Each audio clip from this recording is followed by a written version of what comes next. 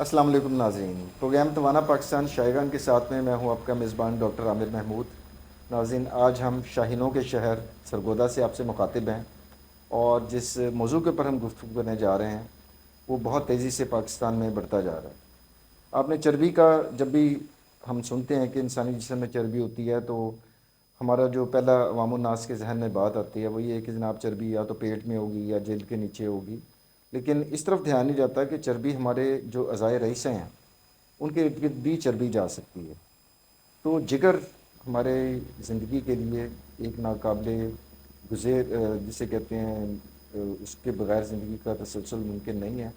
हमारे तमाम जो फंक्शंस हैं वो काफ़ी हद तक जिगर कंट्रोल कर रहा होता है, खुराक के हाजमे से लेकर लिपिड कंट्रोल तक, और बहुत से अफ़ाल दर्जनों किस्म के अफ़ाल कर रहा होता है। तो फैटी लिवर डिज़ीज़ जो है उसके अंदर क्या होता है कि जो जिस्म के अंदर फालतू चर्बी है वो जिगर के इर्द गिर्द अतराफ़ में जमा होना शुरू हो जाती है, जिसकी वजह से बड़ी संगीन किस्म की कॉम्प्लिकेशंस हो जाती हैं।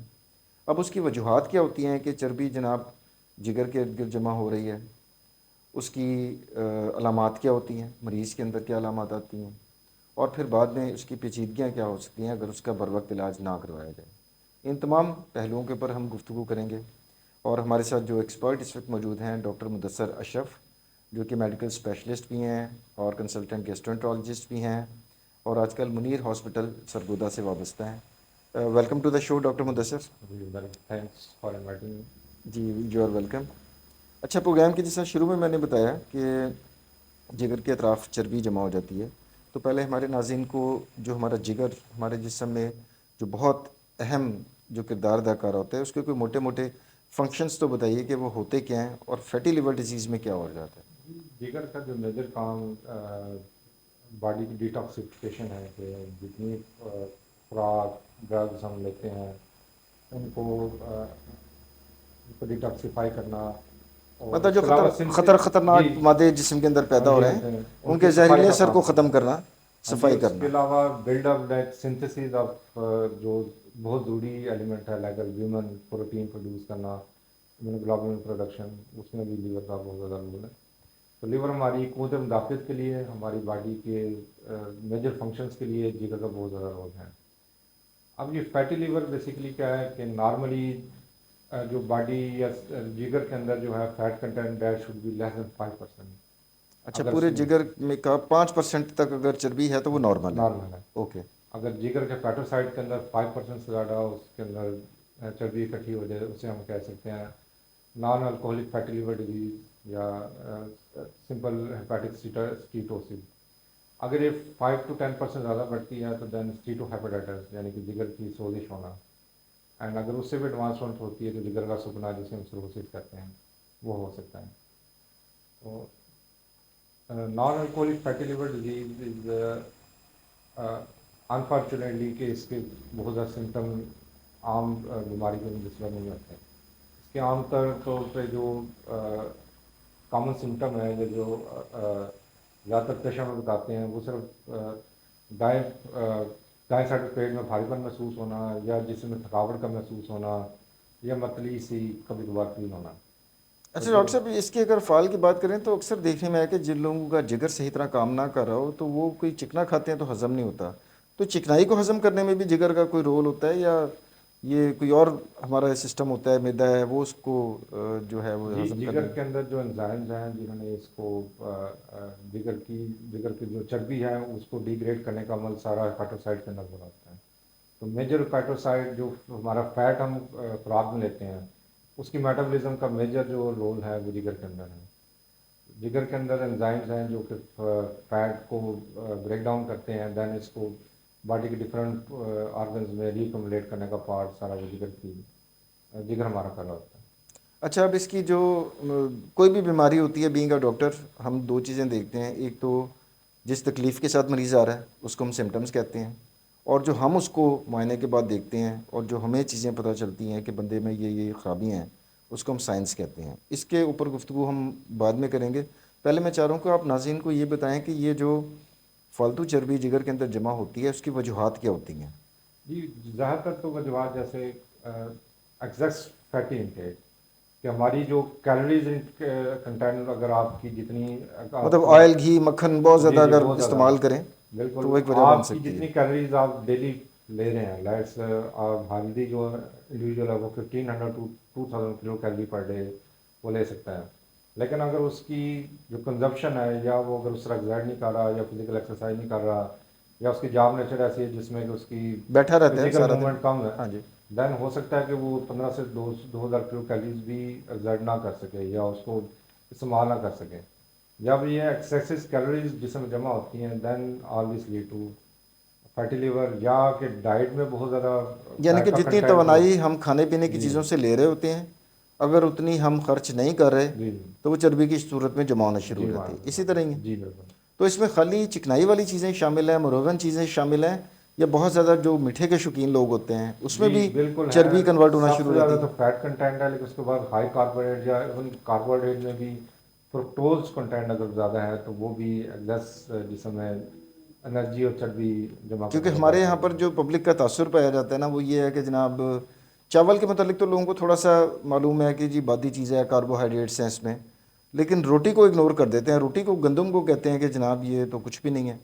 तो हालांकि उसके अंदर भी काफ़ी हद तक कार्बोहाइड्रेट्स होते हैं। जी उसमें जो कार्बोहाइड्रेट कंटेंट तो चावल में अगर आप खुराक की देखें तो पर ग्राम जो कंटेंट वो सबसे ज़्यादा चावलों सबसे के ज़्यादा अंदर है। चावल में है। ये आलू चावल दे आर रेडीली, इनकी जो कार्बोहाइड्रेट कंटेंट है वो बॉडी मेटाबोलाइज करने में बड़ी जल्दी, इसका शुगर जो पीक आती है, फ्रुक्टोज के ग्लूकोज की जो पीक है चावल और आलू के अंदर वो बहुत ज़्यादा है यानी एज कि जैसे ही कम्पेयर खाया फ़ौरन ब्लड शुगर बढ़ टू गई, ब्लड शुगर बढ़ती है। जिसे हम हाई ग्लाइसेमिक हर इंडेक्स हलाई कहते हैं। ग्लाइसेमिक इंडेक्स वो चावल और आलू का सबसे ज़्यादा है, उसके बाद रोटी है, देन अदर प्रोडक्ट्स हैं। लेकिन जो हाईएस्ट ग्लाइसेमिक इंडेक्स है वो तो रेडिली अवेलेबल कोल्ड ड्रिंक्स, या जो जूसेस हम इस्तेमाल करते हैं, कार्बोनेटेड ड्रिंक्स एंड जो डब्बे के जूस वगैरह इस्तेमाल करते हैं, उनमें ग्लाइसेमिक इंडेक्स सबसे ज़्यादा है। तो इसका मतलब है कि बुनियादी तौर पर जो हमारा तर्ज ज़िंदगी है, जो हमारा लाइफ स्टाइल है, उससे ज़्यादातर ये चीज़ जुड़ी हुई है कि हम कैलोरीज बहुत ज़्यादा ले लेते हैं जी जी और उनको खर्च नहीं करते। जी उस हिसाब से जिस्मानी वर्जिश या जिस्मानी एक्टिविटी हमारी कम होती जा रही है। जी जी बिल्कुल ऐसे ही है। तो वो फिर जो एक्स्ट्रा जो एनर्जी है वो फिर ज़ख़ीरा होती है चर्बी की शक्ल में। जी बिल्कुल इसका इसका एविडेंस ये है कि स्टडीज़ है जो बता रही है कि ये फैटी लिवर ज़्यादा प्रॉब्लम अर्बन एरिया की, जबकि रूरल शहरी एरिया इलाकों में में, जी शहरी एरिया में इसकी जो प्रेवलेंस है वो 10 to 15 या 20% है। अगर बहुत ज़्यादा है जी। लो सोशो इकोनॉमिक जो ज़्यादा फिजिकल एक्सरसाइज और ज़्यादा मेहनती लोग हैं उनमें फैट कंटेंट कम है, जबकि अच्छे सोशो इकोनॉमिक एरियाज़ के लोग, या जो उस तरह एक्सर्साइज नहीं करते, या उनकी डेली में इतनी घरों में हैवी, दर्जनों मुलाजिम हैं जी जी और ख़ुद कोई काम नहीं करना, सारा उसके ऊपर हो जी गया। फिर बिल्कुल, उनमें मोबाइल भी इस फैट तरीके से आ कंटेंट गया है ज़्यादा है। कि लेकिन इतना अगर ज़्यादा हम इस्तेमाल हो गया है। शहरी इलाकों में आए तो उसमें 20 to 40% फैटी लिवर जो है वो पाया जाता है लोगों में। वजूहत हो गई जो हमारे खाने पीने से रिलेटेड जी है जी ना, और जिस्मानी वर्जिश का ना करना, जी जी उसकी ये वजह बनी। हमारे पाकिस्तान में hepatitis A B C D E 5 तरह के हेपेटाइटिस भी मौजूद हैं। अगर वो भी इसके अंदर कुछ कंट्रीब्यूट कर रहे होते हैं या उनका कोई लेना देना नहीं है इसके अंदर? वो एक सेपरेट बीमारी है, लेकिन अगर ये दोनों कोएग्जिस्ट करें तो जिगर को सिकुड़ना या जिगर का सिकुड़ना वो अमल तेज हो जाता है। अच्छा, यानी कि अगर मरीज़ खाने खाने पीने में भी एहतियात नहीं बरत जी रहा, जी जिस्मानी तौर पर भी कोई जी जी मशक्क़त नहीं कर रहा, और साथ खुदा न खासा उसको हेपेटाइटिस भी हो जाए, जी इन्फेक्शन भी हो जाए, जी जी तो फिर ख़तरा जिगर के सिकुड़ने का जी जी बढ़ बढ़ जाता जाता है। है। बेसिकली फैटी लिवर भी जिगर की सोज है, तो अगर कोई और एक्स्ट्रा वायरस भी उसके अंदर शामिल है तो जिगर की सोजिश जो है वो वो जलती जल्दी पे तेल बढ़ेगी, का काम करेगी जी, और जिगर का सिकुड़ने का अमल वो ज़्यादा ज़्यादा तेज़ी की तेज़ी तरफ से हो होता है। जाता है। अच्छा डॉक्टर साहब, अब हम आते हैं उन अलामात और सिम्टम्स की तरफ जिन तकालीफ से मरीज़ गुजरता है और आपके पास आता है कि आम तौर पे तो कोई तकलीफ़ नहीं होती तो लोग नहीं जाते, जी जी और ये भी होता है आपके एक्सपीरियंस में आया होगा कि बीमारी की इब्तदाई अलामात को तो लोग वैसे लिफ्ट नहीं कराते, इग्नोर करते रहते हैं। जी तो आप आपके पास जब पेशेंट आता है तो वो किन तकलीफ़ों के साथ आ रहा होता है, क्या क्या सिम्टम्स उसमें आ जी रहे जी होते हैं? सिम्टम्स तो यूजुअली जिस बीमारी के साथ अगर कोरिलेटेड बीमारी के साथ है तो उसके सिम्टम्स ज़्यादा है। शुगर है तो शुगर के सिम्टम्स ज़्यादा होंगे, अगर वो ब्लड प्रेशर का मरीज है ब्लड प्रेशर के सिम्टम्स ज़्यादा होंगे, क्योंकि फैटी लिवर ऐसा है उसके अपने सिम्टम अनफॉर्चुनेटली ऐसे नहीं है जो कि अलार्म कर सकें, सिवाय इसके कि नकाहत का महसूस होना, कमज़ोरी का महसूस होना। जैसे अब बंदा ब्लड प्रेशर के लिए चेक करवाने आता है तो हम उसका कोलेस्ट्रॉल टेस्ट करवाते हैं, उसके जिगर के टेस्ट कराते हैं, तब अंदाज़ा होता है कि किसी जिगर में सोजिश भी है। और जो प्रेवलेंस यानी कि जो पाया जाना फैटी लिवर का, वो सबसे ज़्यादा हाइपरटेंशन के पेशेंट में है। अप टू 75% ऑफ जो हाइपरटेंसिव पीपल हैं उनके अंदर फैटी लिवर पाया जाता है। इसी तरह शुगर के जो 50 to 60% लोगों के अंदर फैटी लिवर मौजूद है।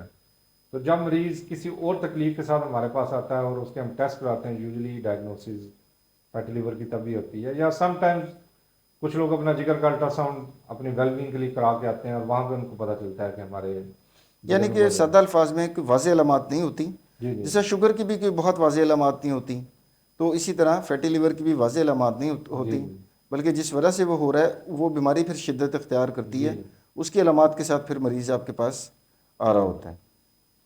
अच्छा डॉक्टर साहब, आपका क्लिनिकल एक्सपीरियंस माशाल्लाह, आप एक्सपीरियंस्ड मेडिकल स्पेशलिस्ट हैं, गेस्ट्रोएंटरोलॉजिस्ट हैं, आपके तजर्बे में अब तक क्या है कि फ़ैटी लिवर से मुतासरा जो मरीज़ आपके पास आते हैं उसमें ज़्यादा मर्द आते हैं, औरतें आती हैं, बच्चे आते हैं, जवान आते हैं, बूढ़े आते हैं, उसका क्या जी। अगर सिलसिला है? थ्योरेटिकली देखें तो ये बीमारी सबसे ज़्यादा मिडिल एज की है। मिडिल और एज में, मिडिल एज मतलब मैन तीस में है। चालीस साल की एज के जी, अंदर? 30 to 45 ईयर्स के एज में मैन के अंदर है। और अगर हम एक्सट्रीम ऑफ एजिस पे जाएं, ओल्ड एज में जाएं, तो वुमेन में ज़्यादा है।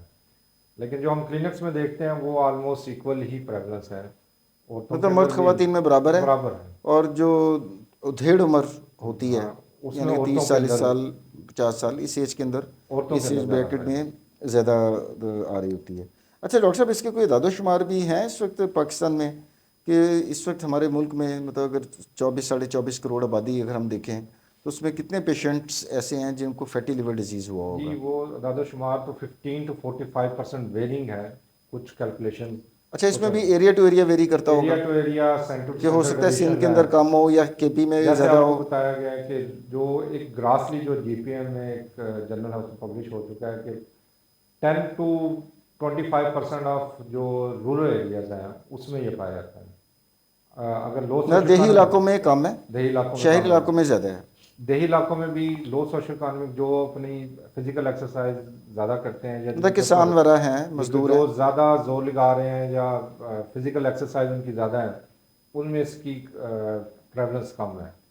लेकिन अगर हम देखते हैं रूरल एरिया, उसमें इसकी 25 to 45% प्रेवलेंस है। अच्छा डॉक्टर साहब, अगर शहरों की बात करें तो कुछ शहर तो हमारे मशहूर हैं खाने पीने की वजह से ना, जी जी जिसमें गुजरांवाला, लाहौर सरे फहरिस्त जी हैं। जी तो आपके एक्सपीरियंस में क्या आता है कि ये भी जी एक फैक्टर ऑब्वियसली। होता है कि जहाँ पर खाने पीने का बहुत ज़्यादा दुकानें जी हों, बहुत बिल्कुल ज़्यादा? ऐसे है कि अगर मैं अपने तजर्बे की बात करूं पिछले 15 सालों में, तो मुख्तलिफ जो सेंटर्स में आप चूँकि रूरल, लाहौर से आपकी ट्रेनिंग भी हुई हुई जी है। जी, रूरल एरियाज में हमने काम किया, टर्शरी सेंटर या जो एक बड़े बिग सेंटर्स में भी काम किया, तो हमने ये देखा है कि रूरल एरिया में अगर हम अल्ट्रासाउंड कराते हैं तो फैटी लेवल लोगों के डायग्नोसिस में कम है।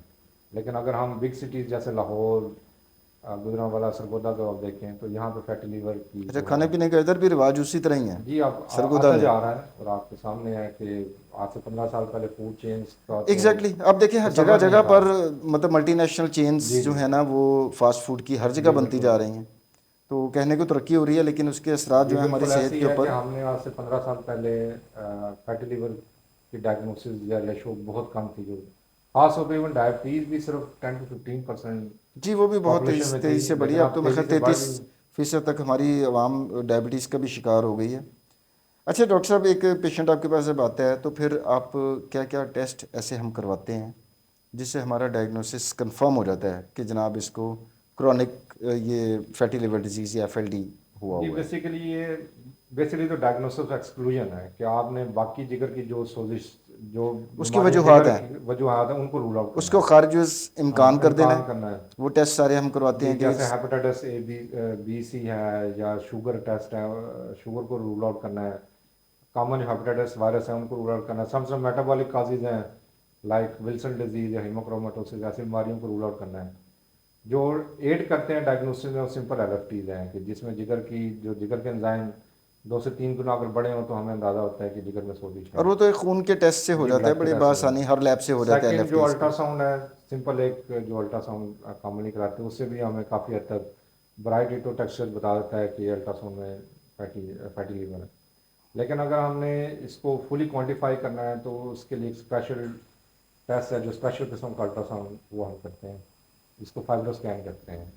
वो हमें बताता है कि जिगर में किस हद तक सोज या जिगर किस हद तक सिकुड़ रहा है। अच्छा, ये जो अमूमी टेस्ट हैं ये बता देंगे कि चर्बी है या नहीं है, जी जी लेकिन अगर उसकी मिकदार मालूम करनी जी है जी कि कितनी चर्बी है, जी जी उसके लिए एक अलहदा टेस्ट होता जी है। उसके लिए फाइब्रो स्कैन है, लेकिन अगर हम उससे भी आगे बात करें तो सीटी स्कैन या एमआरआई वो क्वांटिफाई कर देते हैं कि जिगर में सोजिश कितनी है, लेकिन वो कुछ स्पेशल केसेस में ज़रूर होती है। यूजुअली एक एलएफटी टेस्ट, अल्ट्रासाउंड या एक फाइब्रो स्कैन टेस्ट, खासतौर पे ऐसे पेशेंट जिनमें जिगर सोजिश बहुत ज़्यादा है या शुगर के मरीज़ हैं, उसमें फाइब्रो स्कैन की जरूरत पड़ती है। अच्छा डॉक्टर साहब, आपने इसकी वजूहात में एक सबसे पहले और बड़ी वजह जो बताई वो ये कि जो खाने पीने में इतदाल नहीं है, बहुत ज़्यादा हम खा पी रहे हैं और उतना हम खर्च नहीं कर रहे अपनी तवानाई को कि वो सारा जो जी खाया इसकी पिए। एग्जांपल है कि कार्बोनेटेड ड्रिंक जो हम यूजली 200 या 250 ml की ड्रिंक है, उसमें 150 किलो कैलोरीज है। अब उसको बर्न करने के लिए we need at least 1.5 hours of sterner exercise, कि हम 1.5 घंटा यानी कि एक गिलास फिजिकली। कोला ड्रिंक पिया है जी तो जी कितने घंटे आपने। एटलीस्ट आपको 1.5 घंटा रेगुलर वॉक करनी पड़ेगी, ब्रिस्क वॉक करनी पड़ेगी, तब वो 150 किलो कैलोरीज हम बर्न कर तो सकते हमारी हैं। कौम तो इधर वो कोला ड्रिंक पीती है और सो जाती है। जी तो इस यही किस्म के वजह तो है कि हमारी आप आते अगर हैं। जिसम में कैलोरीज एग्जेस इंटेक कर रहे हैं और उस तरह आप उसको एग्जर्ट नहीं कर रहे, तो ये बहुत बड़ी वजह है फैटी लिवर की। अच्छा डॉक्टर साहब, आप माशाल्लाह मेरे कॉलेज से पढ़े हुए हैं। 10 साल बाद आप पास आउट हुए, 10 साल पहले मैं हुआ। मैं जिस वक्त हाउस ऑफ कर रहा था ना, तो उस वक्त कुछ बीमारियों को हम लेबल कर देते हैं लोगों के इक्तसादी सिचुएशन से ना। जिस तरह टीबी हो गया, दमा हो गया, ऐसे हम कहते थे कि ये गरीब लोगों की बीमारी जी है, जो बेचारे घुटे हुए घरों में रहते हैं, छोटे घरों में रहते हैं, ज़्यादा लोग हैं, जगह तंग है, तो ये बीमारियां उनमें ज़्यादा जी हैं। उनमें खुराक को उनका मुदाफ़ित खुराक बेहतर भी नहीं कम है। है, क़ुव्वत मुदाफ़ियत भी कम है। शुगर हो गया, मोटापा और ब्लड प्रेशर, ये मुझे अच्छी तरह याद है कि ये मरीज़ मेरे पास वो आते थे जो खाते पीते होते थे। अब मुझे पता नहीं क्यों एहसास ऐसे मालूम होता है कि अब तो शायद गरीब मज़दूर भी इन बीमारियों के साथ, ओबेसिटी, मोटापा, ब्लड प्रेशर और शुगर के साथ गरीब लोग भी आना शुरू हो गए हैं। आपका तजर्बा इस बारे में क्या कहता जी है? बिल्कुल ऐसी है। इसमें कुछ हद तक हमारी जो डाइटरी हैबिट चेंज हुई है, हमारे जो आंतड़ियों के अंदर जो जरासीम है, अगर वो कुछ हेल्दी भी हैं कुछ बैड होते हैं, वो ये बैलेंस करते हैं जिस्म के सारे निज़ाम का। जब से हमने ये ऑब्जर्व किया, कुछ स्टडीज़ भी ये शो करती हैं कि जब से हमारी डाइट टाइप चेंज हुई है, जिसे वेस्टर्नाइजेशन ऑफ डाइट कह सकते हैं, या ये बहुत पिज़्ज़ा आ ज़्यादा गए, जंक बर्गर आ गए, फूड हाँ जी या बिल्कुल। रेडीमेड फूड जब से हमने बहुत ज़्यादा इस्तेमाल करने शुरू किए हैं, तो हमारा जो बैक्टीरियल फ्लोरा है वो चेंज हुआ है, और ये बहुत बड़ी काज है फैटी लिवर की पैथोजेनेसिस के अंदर। तो आई थिंक कि हमारी जो खुराक की कुछ जेनेटिक चेंज हुई हैं, या हमारे खुराक का तर्ज अमल चेंज हुआ है, जो हमारी इस बीमारियों का बायस बन रहा है। असल में वो जेनेटिकली मॉडिफाइड जीएमओ जी फूड्स भी अब आ रही हैं। हमारे जी ज़माने में छोटी छोटी नाशपाती होती थी, अब जी इतनी जी इतनी बड़ी नाशपाती आ बिल्कुल रही है। ऐसे ही। केले भी छोटे छोटे और मीठे होते थे, अब जी वो जी जीएमओज आ गए हुए बस वो हैं। इंडस्ट्री ड्रिवन है कि एग्जैक्टली वो फिर चिकन का आप देखें कि जी चिकन टोटल आपका पोल्ट्री जो है वो जी सिंथेटिक है, मतलब जीएमओज हैं और बस वो कुदरती इसमें जो नहीं, जो यही है वो बात आप बताना ऑर्गेनिक था नहीं कि है। फैटी लिवर की अगर कुछ अगर मेडिकल काजेज या ड्रग्स देखें तो स्टीरॉयड है। अब स्टीरॉयड आप जानते हैं कि मोस्टली हकीम जो बहुत ज़्यादा होम्योपैथी इस्तेमाल के कर रहे हैं जी कुछ हमारे मुल्क में स्टीरॉयड। ज़्यादा इस्तेमाल ही ये जो अताई और जो हकीम है वो अपनी दवाइयों के अंदर शामिल करके जी देते हैं कि जी मरीज़ को इमीडिएटली रिलीफ मिले। तकलीफ रिलीफ मिले और वो कहते हैं वाह जी वाह, डॉक्टर साहब के हाथ में जी तो जी जादू है, एक दवाई खाई और मैं बिल्कुल A1 हो गया जी हूँ। जी लेकिन उसका लॉन्ग टर्म नुकसान क्या हो सकता है वो तो आपको भी पता है जी बिल्कुल। ये कि steroid is one of the causes of fatty exactly. Liver disease. हमारे माशरे हमारे कुछ मेडिकल ओनली फ्यू पेशेंट्स हैं जिनको जेन्युइन स्टीरॉयड्स की नीड है, लेकिन अदरवाइज कोई और वो बंदा इमरजेंसी किसी मेडिसिन के तौर पे हम देते हैं जी कि जी के बाद बहुत थकावट हो इमरजेंसी रही है। कोई है, जी अस्पताल में कोई जी दाखिल है, तब हम वक्ती तौर पे थोड़े जी टाइम के लिए दे देते हैं।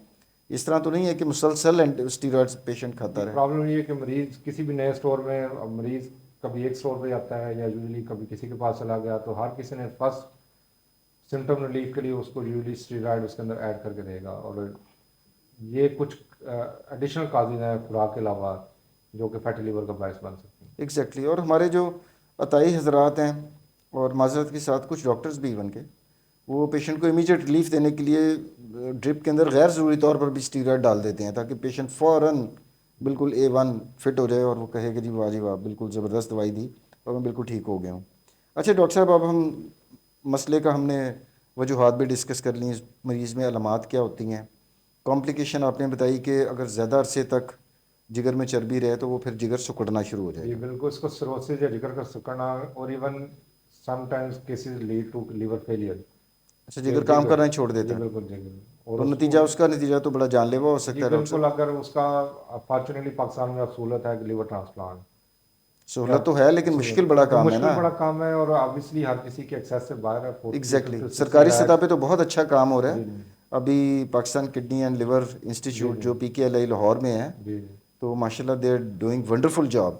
और बट पंजाब गवर्नमेंट का प्रोजेक्ट है, आई मस्ट बस, अप्रिशिएट। यस बट, सिंध के अंदर गैम्बिट भी जी जी एक बड़ा अच्छा इदारा है जो काम जी कर रहा है। बिल्कुल तो गवर्नमेंट की तरफ से तो इनिशिएटिव हैं लेकिन आवाम को भी ख्याल जी करना बिल्कुल। चाहिए ना। ऑब्वियसली ये liver transplant should be reserve for कोई जेनेटिक डिजीजेज हैं जो एग्जैक्टली exactly. अनक्योरेबल डिजीज है, उनके लिए होना चाहिए।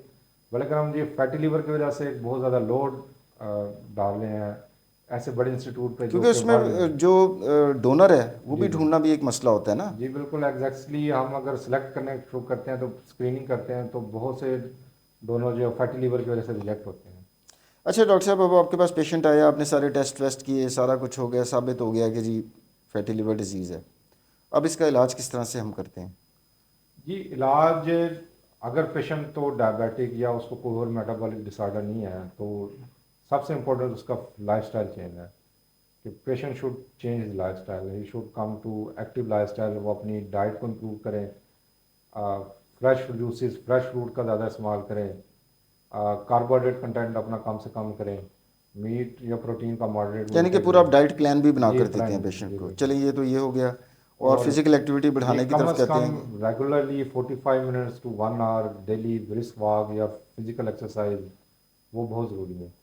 और मेडिकेशन में आए तो फिर हम डायबिटिक या कुछ स्पेशल कंसिडरेशन में कुछ दवाइयाँ हैं जो आप एडवांस जो लिवर में फाइब्रोसिस है उसको हेल्प करें, जैसे रेसमेट्रोम है, और कुछ पाइग्लूटाजोन, कुछ मेडिकेशन हैं जो कि और वो इजी बासानी है। दस्तियाब है हमारे मुल्क में? जी बिल्कुल है, ये 2024 से अब FDA ने अप्रूव किए resmetirom, but it is only for patient जिसमें एडवांस फाइब्रोसिस है या जिनकी बीमारी एडवांस हो चुकी है।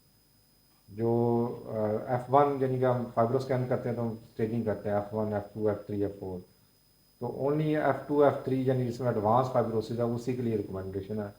बाकी में लाइफस्टाइल ही है, सबसे पहले रिकमेंडेशन है कि लाइफस्टाइल के लिए इसको एड्रेस किया जाए। अच्छा डॉक्टर साहब, वैसे तो बदकिस्मती से हमारे मुल्क में अगर मैं मसाइल पे बात करूं तो इतनी लंबी लिस्ट बन जाएगी जिन मसलों से हम गुजर रहे हैं, लेकिन अगर दो बड़े मसले देखें तो एक तो गुर्बत, जी दूसरा जहालत इस मुल्क जी में जी बहुत ज़्यादा है। शरह ख़वानदगी बहुत जी कम है, जी आपको पता है। तो इन दोनों वजूहात की वजह से अक्सर लोग फैटी लिवर का शिकार होंगे लेकिन आप तक बर वक्त पहुँच नहीं पाते। तो अगर ये तशख़ीस ही ना हो, बड़े अरसे तक चलता रहे, तो फिर तो इसका मतलब है कि वो लिवर सिरोसिस की तरफ जाएगा जी और बिल्कुल अल्टीमेटली उसकी डेथ भी हो सकती है। जी बिल्कुल तो इसका मतलब है बर वक्त डॉक्टर के पास इनिशियल स्टेज के ऊपर पहुंचना जी। बहुत ज़रूरी है। जी उसके लिए आइडली एनुअल स्क्रीनिंग के बेशक बज़ाहिर हेल्दी बंदे को साल में एक दफ़ा अपना मुकम्मल मारने के लिए ज़रूर डॉक्टर के पास आना चाहिए।